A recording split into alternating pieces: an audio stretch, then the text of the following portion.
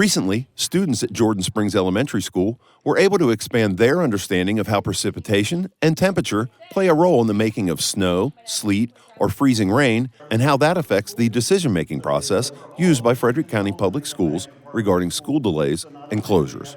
Weather impacts every single one of us every day. You cannot go outside without being impacted by weather. And of course, at schools, our students learn about weather. Why does it happen? What are the different elements of weather? And we've gone out to schools and talked about why we close, when we close. We have asked students whether or not we should close through basic scenarios, and of course, they almost always say yes. But it's been a lot of fun to work with students because this is such an important decision that we do make, and every year we're going to be faced with making this decision. Oftentimes when our families wake up in the morning and we've made a decision, it's challenging because you may be in Stevens City and it looks like not much is happening outside and the roads look relatively clear. And then you get out to Frederick County Middle School or Back Mountain Road, you get out to Star Tannery and places like that, Gore, and all of a sudden there's quite a few inches of snow on the ground. So that's why it's so important that we really take a look at the entire county and whether it's safe for us to open our schools. Transportation Director Logan Sheppard says getting the message out as early as possible is a top priority. Our goal is typically to make the call the night before. It is a lot more convenient for families and students to know so they can plan for the following day. If we're unable to do so, our day starts at about 3:15 or 3:30. Mr. Davis, Ms. Brown, and myself get out and drive designated roads, mostly focusing on the northwest, southwest, and western areas of the county.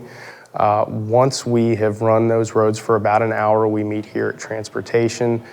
We discuss what we've seen, we take pictures of roads, and ultimately we make a recommendation to Mr. Goodwin. I receive a recommendation from the Director of Transportation, and then I consider all the information, take a look at what's happening with other divisions around us, what decisions are they making as well. I do give a call to the Superintendent of Schools, that's my recommendation, and then he listens to what I have to say, talks with his other colleagues here, other superintendents in the region, and notifies the board, and then he makes the final decision.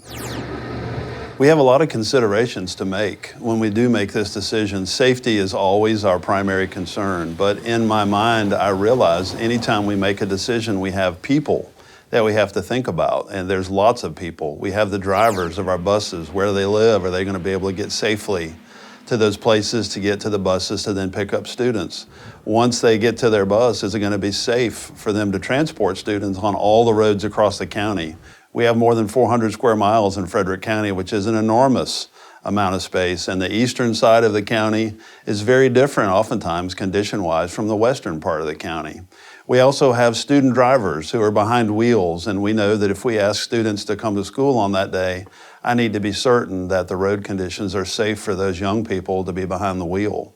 So safety, again, in each one of those elements. Then we're bringing staff members into our schools to clear the sidewalks. We have teaching staff who's going to come in to greet students. We have our administrators, and then all of our families who are getting in their own cars to drive their students to school, which again, that's the most precious person we have is our students and our families and our staff. We're trying to make sure that all of these folks can make it to school safely. We have over 240 active buses, and when we make a decision as to whether or not we're going to be in school, student safety is absolutely the number one priority. That's the underlying theme of every decision we make regarding whether or not we're going to be in school. We do have snow chains that are automatic that each bus is equipped with.